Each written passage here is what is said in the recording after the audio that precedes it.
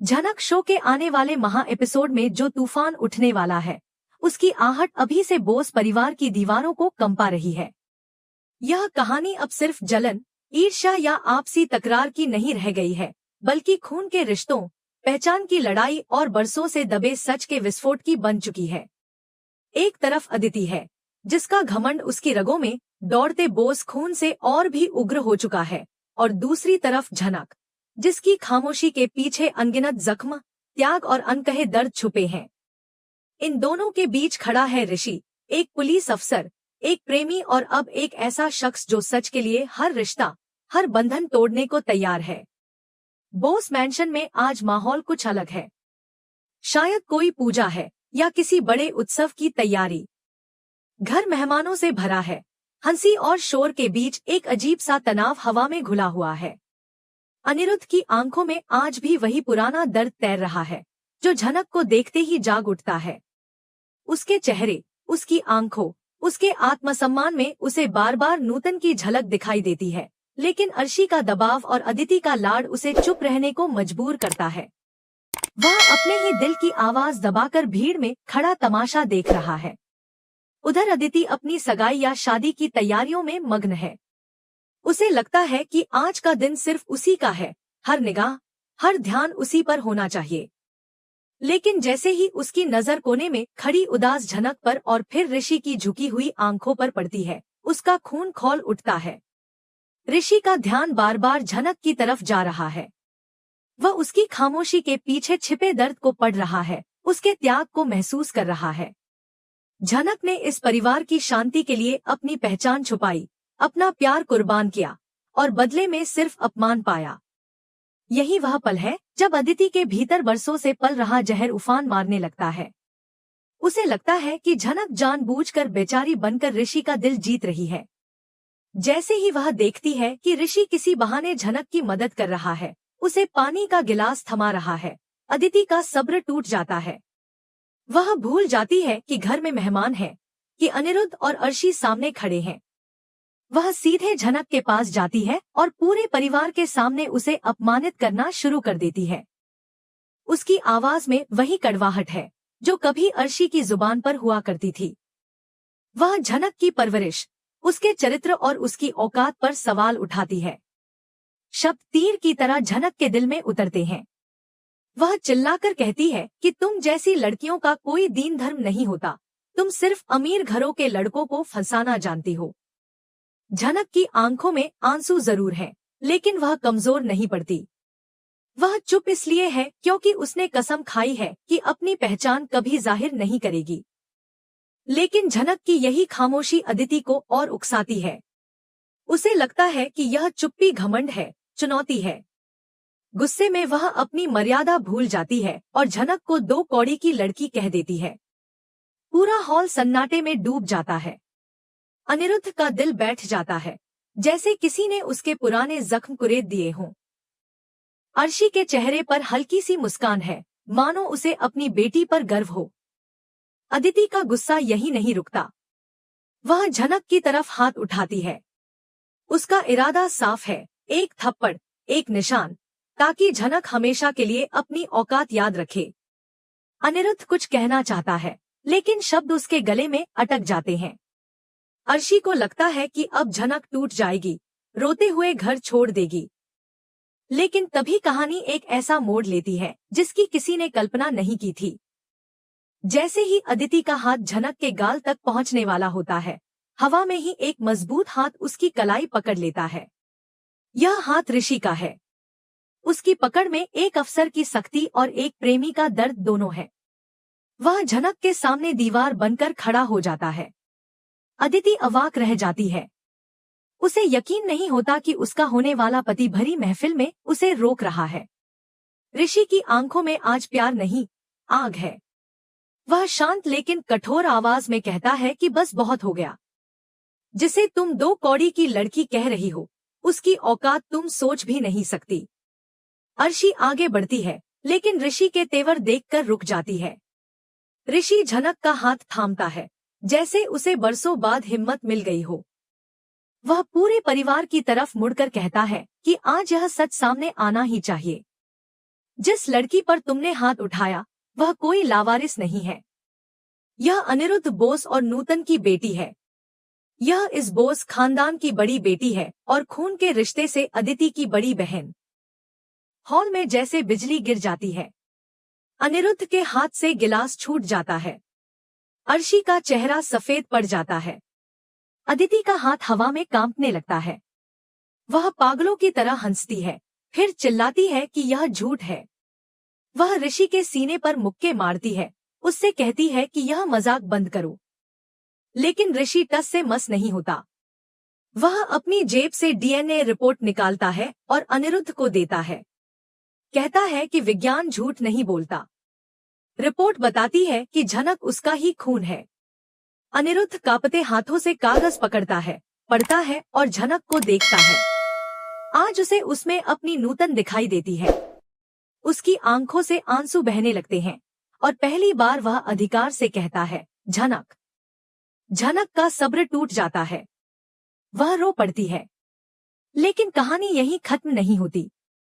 अर्शी दौड़कर रिपोर्ट छीनने की कोशिश करती है, चिल्लाती है कि यह सब साजिश है, कि ऋषि प्यार में अंधा हो गया है।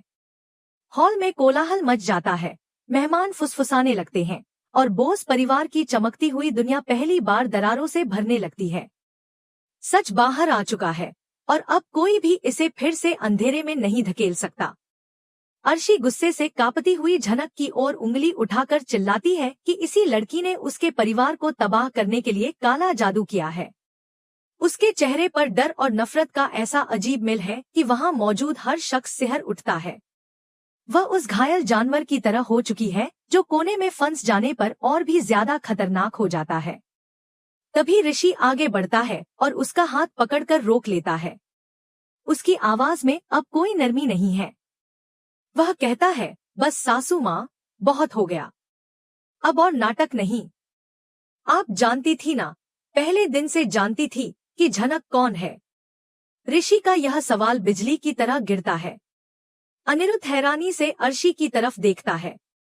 उसकी आंखों में अब दर्द नहीं, बल्कि गुस्से की चिंगारी चमक रही है। अर्शी उसकी नजरों से घबरा जाती है, लेकिन कुछ बोल नहीं पाती। ऋषि सबके सामने परत दर परत सच खोलने लगता है। वह बताता है कि कैसे अर्शी ने पुरानी फाइलें दबवा दी थी, कैसे उसने झनक को घर से निकालने की कोशिश की थी क्योंकि उसे डर था कि अगर अनिरुद्ध को अपनी पहली बेटी के जिंदा होने का पता चल गया तो उसकी और अदिति की अहमियत कम हो जाएगी। वह बताता है कि एक पुराने केस की जांच के दौरान उसे झनक की मां की डायरी मिली थी, जिसमें बेटी के जन्म और अनिरुद्ध के नाम का जिक्र था। आदिति यह सब सुनते हुए सुन्न होती जा रही है। उसे लगने लगता है जैसे उसके पैरों तले जमीन खिसक रही हो। उसकी पूरी जिंदगी, उसका घमंड, उसकी पहचान सब एक झूठ की बुनियाद पर खड़ी थी। जिस माँ को वह देवी समझती रही, उसी ने उससे सबसे बड़ा सच छुपाया था। और जिस लड़की को उसने हर पल ताने मारे, जिस पर हुक्म चलाया, वही उसकी अपनी बड़ी बहन थी। उसके सामने एक एक कर पुराने दृश्य घूमने लगते हैं। वह पल जब उसने झनक से नौकरों वाला काम करवाया था, जब उसे सबके सामने जलील किया था, जब अपनी गलतियों का बोझ उसी पर डाल दिया था। अब उसे समझ आता है कि झनक की चुप्पी कमजोरी नहीं थी, बल्कि एक बड़ी बहन का त्याग था।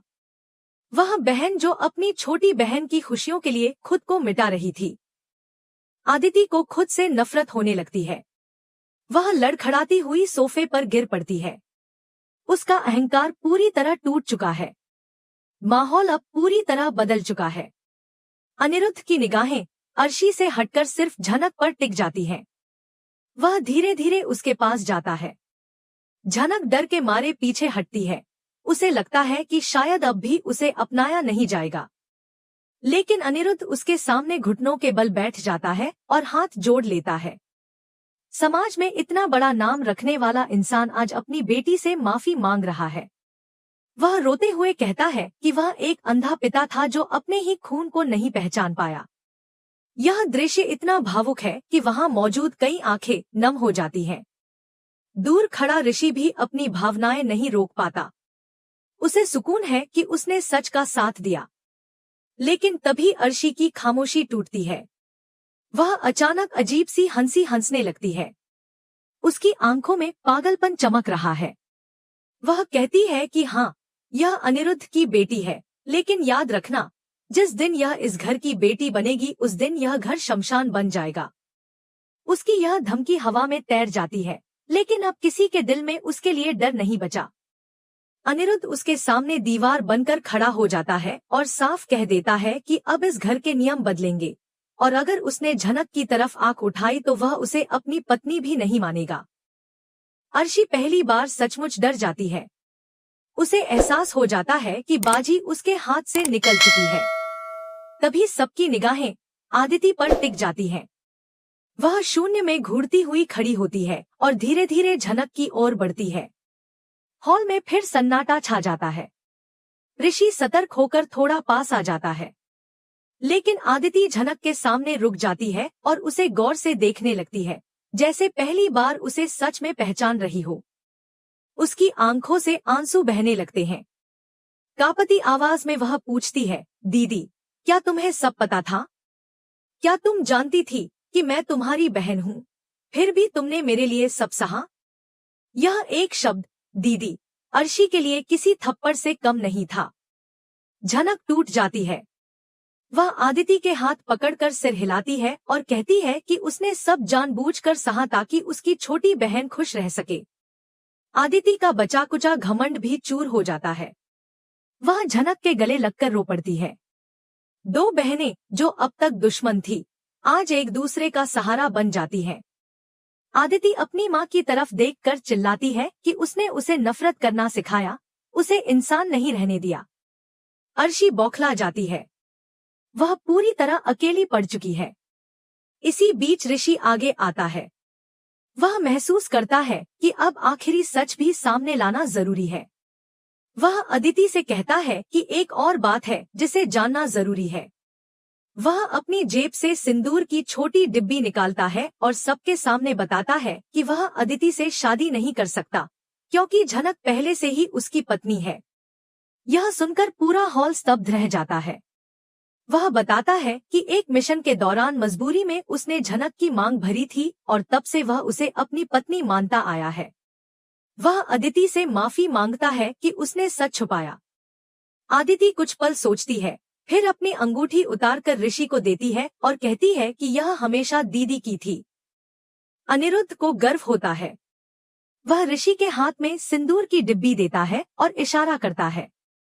सबके सामने ऋषि फिर से झनक की मांग भरता है। इस बार यह मिलन इज्जत और आशीर्वाद के साथ होता है। झनक की जिंदगी में पहली बार उजाला पूरी तरह उतर आता है। अर्शी यह सब देख नहीं पाती और गुस्से में वहां से चली जाती है। अनिरुद्ध अपनी दोनों बेटियों को गले लगाता है और कहता है कि आज उसका परिवार पूरा हुआ। दो बहनें एक दूसरे से वादा करती हैं कि अब कभी अलग नहीं होंगी। रिश्तों की उलझन सुलझ चुकी है, सच जीत चुका है और बोस मैंशन में एक नए अध्याय की शुरुआत हो चुकी है।